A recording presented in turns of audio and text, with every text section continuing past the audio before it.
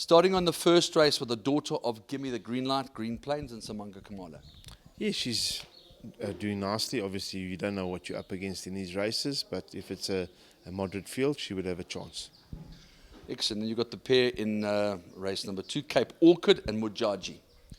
I think Mujaji seems to be a little better around the turn. However, we have limited opportunity on the inside course at Turfentine.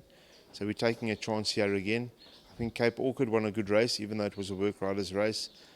She's only had 2 starts and she can only improve. And yeah, she has a place chance with an outside winning chance. Excellent. Then on to the third race, you've got a first-time daughter of New Approach, Surprise Move, and Samanga. She's probably looking for further, and if she had to run into the back ends of quartets, I'd be ecstatic. First leg of the pick 6, Magicality, Samanga again. Disappointing last run. I'm hoping that around the turn over a bit more ground, maybe we'd see a little bit more spark in her run. Superb debut for Apocalypse now on Sansui Summer Cup Day, and he returns to the track. Yes, it's a big jump in class, and obviously it's a hard-knocking field. I had to make a decision whether to take Dusra on in a graduation plate or Michael's horse, which is an older horse, 3-time winner, well-weighted. So it's a big ask, but we do think he's decent, and hoping he'll be competitive. El Maestro in the same race?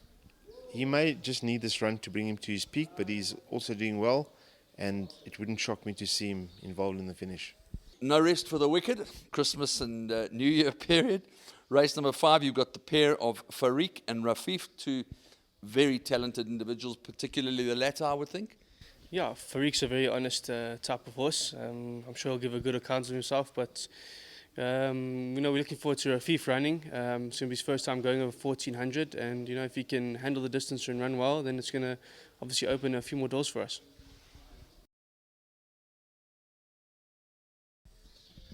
And then we've got Count Tassilo in the 6th.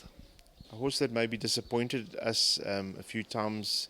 We've elected to geld him, and we're hoping that sort of does the job. However, he's drawn a little deep, and he may be running on late. And then we move on to the 7th, where we've got horse number 2, Captain's Causeway. We're coming back in trip, which is not ideal. Having said that, I thought, I couldn't find the right race for him, and he is quite well at the moment. So we're taking a chance here, giving a horse like Riverine and Wrecking Ball plenty of weight, not easy. They're young horses and they like the 5 furlongs. So we're up against it, but he's a class act, and he could be running at them. Lovely. And then on to the 8th, where you've got the pair of the Inform Field Marshal Phoenix, and Loot Society also won his last start.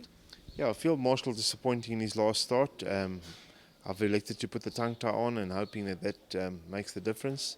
And Loot Society could only but win first run after being gelded, and we just need to see where he is in the pecking order. And then on to Act of Loyalty, 2 winners coming out of his last form line, although he was 8 lengths back. He can put it together, this guy.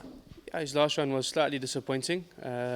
We put the tongue tie on him just to try and make him a little more honest. He's working well at home, good draw, and we're expecting a decent run.